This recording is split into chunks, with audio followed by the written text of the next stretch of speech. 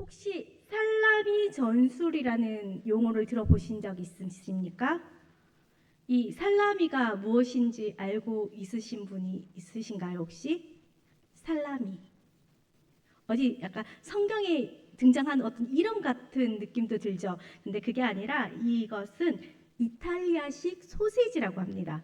이거는 빵에 곁들여 먹기도 하고 과일 단맛과 함께 먹기도 하는 소시지인데, 이 소세지가 너무 짜기 때문에, 그리고 너무 딱딱해서 한꺼번에 뚝 잘라 먹을 수가 없다고 합니다. 그래서 얇게 점이듯이 조금씩 조금씩 잘라 먹어야 합니다. 아주 얇게 썰어서 한 조각씩 빵에 올리거나 과일과 함께 먹든지 아니면 피자 토핑으로 조금씩 올려서 사용된다고 합니다.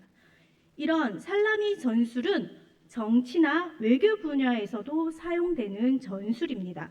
한꺼번에 큰 목표를 세우기보다는 작은 목표를 조금씩 조금씩 채워서 이 전술을 펼치는데, 왜냐하면 큰 목표를 한꺼번에 어떤 사람에게 이루고자 하면 그 사람에게 강력한 반대가 부딪히기 때문이죠. 그래서 이 살라미를 소시지를 조금씩 잘라내듯이 목표를 향해서 미사에게 한 단계 한 단계 올라가는 그 전술입니다.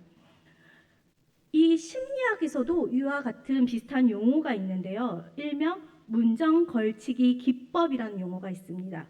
누군가에게 큰 부탁을 하기 전에 거절하기 힘든 거, 아주 사소한 것부터 요것 좀 해주세요, 요것 좀 해주세요라고 그 사람에게 다가간다고 합니다. 일단 어떻습니까? 그 사람에게 조금씩 다가가다 보면 어느 순간 이것까지 처음에 말을 했을 땐 들어주지 않을 것 같은 부탁을 그 어느 순간 되면은 들어준다는 겁니다. 그래서 심리학에서는 이 기법을 이용하기도 한다고 합니다. 저는 이 전술과 기법이 하나님 나라의 백성인 우리가 세속화되어 가는 과정과 너무 닮아 있다고 생각합니다. 사단은 결코 우리에게 와서 갑자기 너 하나님 버리고 세상을 섬겨 이렇게 말하지 않는다는 거죠. 정말 사탄이 우리에게 와서 그런 말을 하면 우리는 어떻습니까? 강력하게 항의하거나 전투 체제를 준비하게 되겠죠. 사탄은 살라미 전술을 사용합니다. 아주 얇은 조각을 하늘 우리에게 던져줍니다. 어떤 조각입니까? 우리 마음속에 오늘 너무 바쁜데 이번 주는 예배를 한번 빠져볼까? 이런 조각부터 시작하지 않겠습니까? 지금 요즘 너무 바빠. 기도할 시간이 없어. 오늘 하루만 기도 넘겨야 되겠다. 이렇게 사탄은 우리에게 얇은 한 조각씩 다가옵니다. 이러한 조각들은 당장 내 신앙에는 크게 무너지는 것 같지 않아 보입니다. 여전히 어떻습니까? 나는 교회도 다니고 내 안에 신앙도 있으니까 괜찮다라고 생각하기 쉽습니다. 하지만 이 얇은 조각들이 하나하나 쌓이기 시작하면 아까 살라미 소세지가 얇게 썰려가면 언젠가 다 먹게 되잖아요. 그것처럼 우리의 거룩함도 조금씩 조금씩 썰려져 나가게 되겠습니다. 결국은 사단이 우리 영혼까지 잠시게 해버릴 것입니다. 우리가 어느 순간 정신을 차려보면 세상의 방식인 성공주의와 물질주의라는 그 생각에 사로잡히게 됩니다. 내 삶의 가치관은 세상과 구별할 수 없을 정도로 희석돼 버린 것입니다. 이것이 바로 흔히 말하는 세속화라는 것입니다. 이것은 정말로 무서운 영향력이라고도 할 수 있습니다. 혹시 내 자신도 모르는 사이에 세속화에 물들어 있는 내 모습을 발견하고 있진 않으십니까? 어느덧 세상과 내가 너무 닮아 있어서 내 모습이, 내 스스로가 당혹감을 느낄 때가 있습니다. 그렇다면 이럴 땐 우리는 어떻게 해야 될까요? 내 생각과 내 삶에 지켜져 있는 세상적인 방식을 지어내고 하나님이 원하시는 삶의 모습으로 살아가야 합니다. 오늘 저는 이 오늘의 말씀을 통해서 우리가 하나님의 그 부르심과 기대에 다시 한번 확인하고 새롭게 결단하는 시간이 되기를 소망합니다. 오늘 본문인 마가복음은 예수 그리스도의 공생애가 어떻게 시작되었는지를 아주 압축적이고도 강렬하게 보여주고 있습니다. 예수님은 요단강에서 세례를 받으시고 성령의 인도함을 받아 광야의 시험을 이겨내신 후 하나님 나라의 백성을 구하기 위한 그 첫 발을 내딛게 됩니다. 마가복음은 예수님의 그 역사적인 첫 번째 사역이 무엇인지 오늘 14절에 명확하게 알려주고 있죠. 우리 14절 다시 한번 읽어볼까요? 14절 시작. 요한이 잡힌 후 예수께서 갈릴리에 오셔서 하나님의 복음을 전파하여 아멘. 무엇인지 캐치하셨습니까? 바로 하나님의 복음을 전파하는 일이었습니다. 그렇다면 여기서 등장하는 하나님의 복음의 핵심 메시지는 무엇일까요? 그 이어서 나오는 15절 말씀이겠죠. 우리 15절도 다시 한번 읽어보겠습니다. 시작. 이르시되 때가 찼고 하나님 나라가 가까웠으니 회개하고 복음을 믿으라 하시더라. 아멘. 예수님의 첫 번째 선포는 바로 하나님 나라였습니다. 하나님 나라가 단순히 예수님 사역의 일부분이 아니라는 말씀입니다. 예수님 사역 전체를 관통하는 핵심임을 보여주고 있습니다. 예수님이 전하신 하나님 나라는 오늘 우리 삶 가운데 어떻게 다가오고 있으신가요? 우리가 어떤 나라를 얘기할 때 그 나라 사람들이 떠오릅니다. 예를 들면 미국이라고 그러면 어떤 사람들이 살고 있나요? 다양한 인종이 살고 있지만 미국 사람이 생각나죠. 그리고 그러면 아프리카라는 나라를 얘기하며 어떤 그곳에 사는 사람이 먼저 떠오를 것입니다. 어떤 생김새가 어떨까요? 피부가 좀 까맣고 근육질에 키가 크고 머리가 곱슬곱슬한 사람들이 생각이 나겠죠. 그렇다면 오늘 하나님 나라로 시작하는 예수님 선언은 어떤 사람을 생각나게 하나요? 바로 하나님 나라의 백성이 생각나야 됩니다. 하나님 나라에 속한 하나님 백성이 우리가 떠올려야 됩니다. 우리가 하나님 나라의 백성이 된다는 것은 그럼 어떤 의미가 있을까요? 그것은 바로 예수님의 십자가의 은혜로 우리가 다시 하나님과 화목하게 되어 그분의 한없는 사랑을 경험하고 그 사랑 앞에 내 자신을 굴복시키는 인격적인 변화를 의미합니다. 우리 모두 다 인격적인 변화를 얻으셨나요? 우리가 세상을 규정하는 방식을 한번 생각해 볼까요? 세상은 끊임없이 우리에게 무엇을 요구합니까? 지식, 돈, 명예, 사회적 지위로 서로를 바라보게 합니다. 하지만 하나님 나라는 그 백성을 바라보는 시선은 다릅니다. 하나님 나라의 백성은 하나님 아들인 예수님께서 자기 목숨으로 우리를 사시지 않습니까? 우리는 그 존귀한 생명의 대가를 치르고 하나님의 자녀된 하나님의 백성이 된 존재입니다. 우리는 그만큼 존귀한 존재임을 나타내고 있습니다. 우리가 이러한 정체성을 붙잡는 것이 왜 중요할까요? 만약에 이러한 정체성이 흔들리게 되면 우리는 너무나 쉽게 세상의 방식에 물들기 때문입니다. 경제적 수준으로 평가하는 태도, 그 사람의 나온 학위나 배움 정도로 가치를 판단하는 태도, 이런 것에 짓눌리지 않기 위해서는 우리는 분명한 자기인식이 있어야 합니다. 나라는 존재가 하나님 나라의 백성임을 확신한 사람만이 세상적인 말하는 물질 풍요나 성공에 존재하지 않고 오직 내 가치는 하나님 나라에 두기 때문입니다. 우리는 세상 속에 살고 있지만 세상에 뿌린내는 사람들이 아닙니다. 우리의 시민권은 어디에 있나요? 바로 하늘에 있습니다. 우리의 삶은 왕이신 하나님의 말씀을 기준으로 살아가기 때문입니다. 우리가 한번 이렇게 선포했었으면 좋겠습니다. 세상의 거친 파도가 여러분 흔들릴 때마다 이런 사실을 선포하십시오. 나는 예수님 피값으로 사신 하나님 나라의 백성이다. 우리 한번 옆을 보면서 잠도 깨울까 한번 선포해 볼까요? 나는 예수님의 피값으로 사신 하나님의 백성이다.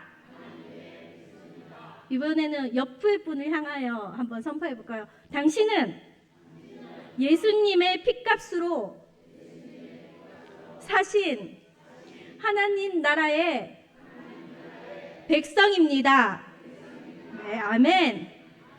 이런 분명한 정체성과 속속감이 있을 때 우리는 세상의 유혹 가운데서도 하나님 백성다운 모습으로 살아갈 수 있습니다. 근데 우리는 때로는 종종 하나님 나라를 죽어서 가는 천국이라는 공간적인 개념으로만 이해하곤 합니다. 물론 하나님 나라는 우리가 이 땅의 삶을 다하고 하나님 아버지 품 안에서 영원한 안식을 누리는 천국을 포함하기도 합니다. 하지만 하나님 나라의 진정한 의미는 죽어서 마는 곳으로 제한되고 있지 않습니다. 성경이 말하는 하나님 나라는 훨씬 더 역동적이라 할 수 있습니다. 성경에서 나라를 뜻하는 히브리 단어는 말구투라고 하고요. 헬라어로는 많이 들어보셨죠? 바실레이라라고 합니다. 이 두 가지의 공통적으로 나타나는 것은 장소적인 개념보다 왕의 통치, 왕의 다스림을 의미합니다. 이런 의미를, 원어적 의미를 고려할 때 하나님 나라는 바로 왕이신 하나님께서 다스리는 그 상태를 말한다고 할 수 있습니다. 그래서 우리가 기도할 때, 주 기도할 때 어떻게 기도하시나요? 하나님 나라가 임하소서, 이렇게 기도하시죠. 이것은 바로 어떤 의미를 갖고 있냐면 내 삶 모든 영역에서 하나님이 주권이 온전히 씌워지기를 간구한다는 뜻입니다. 이런 맥락에서 예수님은 공생의 첫 사역으로 하나님 나라가 가까이 왔다라고 선포하고 계십니다. 예수님은 자신의 모든 사역을 하나님 나라의 도래와 직접 연결하고 계십니다. 이는 예수 그리스도를 통해 하나님 통치가 단순히 먼 미래에 약속되어 있지 않고 지금 여기 이 고단하고 힘든 삶의 현장 속으로 이미 뚫고 와 있음을 선포하는 의미입니다. 예수님이 행하신 치유와 회복 그리고 조건 없는 사랑의 가르침은 하나님의 다스림이 우리 삶 속에서 어떻게 구체적으로 실현되어지는지를 가장 강력하게 보여주는 증거입니다. 따라서 우리는 그리스도 안에서 이미 시작된 하나님의 통치를 신뢰하며 오늘이라는 시간 속에서 그 나라의 백성다운 삶을 실천하며 살아가야 합니다. 우리 성도 여러분들은 매 순간순간 하나님의 은혜와 공의로 우리를 다스린다고 믿고 계십니까? 아멘입니까? 아멘. 네. 하나님 나라의 백성으로서 왕이신 하나님의 선하신 뜻과 그분의 통치가 이 땅 가운데 분명하게 드러나길 소망하며 살아가야 합니다. 하나님 나라를 살아간다는 것은 지금 내 삶의 자리에서 하나님의 다스림을 나타내며 살아가는 것임을 반드시 기억하시기 바랍니다. 바리새인들은 예수님이 나타내신 신적인 능력의 출처가 혹시 악한 영이 아니냐고 의심하며 비난하였습니다. 그러자 예수님께서는 뭐라고 말씀하셨습니까? 악한 영의 힘으로 만약에 악한 귀신을 쫓아낸다면 그 나라는 스스로 내전에 빠져 붕괴한다고 말씀하셨습니다. 그리고 나서 예수님께서는 이어서 마태복음 12장 28절에 이렇게 말씀하십니다. 내가 하나님의 성령을 힘입어 귀신을 쫓아내는 것이며 하나님의 나라가 이미 너희에게 임하였느니라. 아멘. 예수님께서는 이렇게 말씀하셨습니다. 이 말씀에서 예수님은 하나님 나라가 먼 미래 얘기라고 말씀하고 있으시나요? 아니죠. 이미 임했다라고 선언하고 계십니다. 예수님이 하나님의 다스림을 나타내시기 위해 이미 이 땅에 임하셨기 때문입니다. 예수님께서는 우리 안에 그리고 우리 대언제일 공동체 안에 이미 하나님 나라가 시작되었다고 선포하고 계십니다. 우리는 어떻게 이 하나님 나라를 경험하고 있습니까? 우리는 이 예배 시간을 통해 또 성도 간의 사랑을 통해 하나님의 말씀에 순종하는 삶을 통해 그 나라와 기쁨과 평강을 미리 맛보며 누리고 살아가고 있습니다. 그러나 동시에 우리의 삶은 어떠합니까? 여전히 죄가 있고 고통과 질병과 알 수 없는 어려움을 우리 삶 가운데 존재하며 살아가고 있습니다. 왜 그럴까요? 이미 하나님께서 예수님께 선포하지 않으셨습니까? 천국이 이미 너희 안에 있다라고. 근데 왜 우리는 이 천국을 누리지 못하며 살아가고 있을까요? 왜냐하면 하나님께 이루실 그분의 나라가 아직 완성되어지 않기 때문입니다. 2000년 전 예수님께서 성육신으로 이미 시작한 하나님 나라는 예수님이 이 땅에 다시 오시는 그 재림을 통해서 최종적으로 완성될 것이기 때문입니다. 그래서 요한계시록 11장 15절은 이렇게 말하고 있습니다. 세상 나라가 우리 주와 그의 그리스도의 나라가 되어 그가 세세토록 왕노릇 하시리로다. 아멘. 예수님께서 성경은 이렇게 선언하고 있습니다.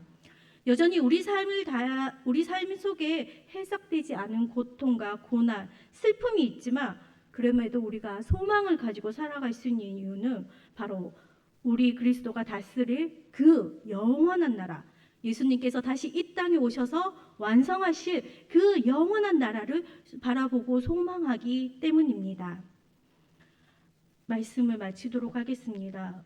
우리 성도 여러분, 사탄이 가진 살라미 전술을 결코 가볍게 여기지 마십시오. 사탄은 아주 얇은 소시지 한 조각을 내밀며 우리의 믿음을 야금야금 갉아먹으려 할 것입니다. 이때 우리가 취해야 할 행동은 분명합니다. 사탄이 우리 마음속에 한 발이라도 들어놓으려 할 때 우리는 그 한 조각과 시간조차도 허용해서는 안 됩니다. 오직 우리의 마음과 우리의 생각과 온 힘과 모든 것을 다해 하나님 통치 아래에 두어야 합니다. 하나님의 은혜와 우리의 믿음으로 매 순간순간마다 하나님 나라로 살아가야 할 것입니다. 여기 계신 모든 성도님들은 부모로서 혹은 교사로서 혹은 교회 어른으로서 서 있는 여러분들에게 권면드립니다. 우리가 세상과 타협하며 내어준 그 작은 조각들은 단순히 나 한 사람의 영적 침체로 끝나지 않는다는 사실입니다. 부모인 우리가, 교사인 우리가 세상의 방식에 조그만 문을 열어둔다면 그 뒤를 따르는 우리의 자녀들, 믿음의 다음 세대인 자녀들은 금을 통해 들어오는 거센 파도에 밑닥뜨리게 될 것이기 때문입니다. 세속화의 물결이 우리의 생각과 가치관을 덮을 때 우리는 이 물결 속에서 우리 다음 세대를 지켜내야 됩니다. 우리에게 그러한 결단이 있어야 된다고 생각합니다. 우리가 세상이 아닌 하나님 나라를 선택하고 살아가는 것은 우리의 모습을 보고 따라오는 자녀들이 있기 때문입니다. 우리의 자연스러운 모습을 보며 우리의 자녀들은 하나님 백성으로서 자연스럽게 그 신앙이 이어지기 때문입니다. 오늘 말씀의 제목이 무엇인지 알고 있습니까? 살아가요? 네, 말씀이 참 제목이 유치부스럽죠. 혹시 조금 주의 깊게 보신 분들은 아실까요? 포스트, 우리 여름성경학교 유치부 주제가 살아가요 하나님 나라입니다. 우리 한번 같이 선포했으면 좋겠습니다. 제가 살아가요 그러면 성도님들께서 하나님 나라라고 한번 선포해 볼까요? 살아가요. 네, 이렇게 나와 또 서로를 향해서 선포하는 가는데 우리는 하나님 나라의 백성이라는 진정한 정체성이 더욱 확고해질 것입니다. 우리가 선포하는 믿음의 고백이 이 은혜의 하나님의 다스림이 우리 삶 속에서 나타날 것입니다. 그리고 고통 가득한 세상에서도 예수님께서 이루실 그 하나님 나라를 꿈꾸며 소망을 잃지 않고 살아갈 수가 있습니다. 우리 한번 옆을 향해서 선언을 해볼까요? 이제는 살아가요. 하나님 나라. 네, 우리가 확신을 가지고 선언할 때 우리의 다음 세대 또한 하나님 나라의 백성으로서 그 나라의 영광과 존귀와 능력을 나타내며 살아갈 것이 분명합니다. 이번 여름 우리의 믿음을 통해 또 우리의 가르침을 통해 온 세대가 하나님 나라의 향기를 전하는 하나님 나라의 백성으로서 살아가는 저와 여러분이길 소망합니다. 아멘.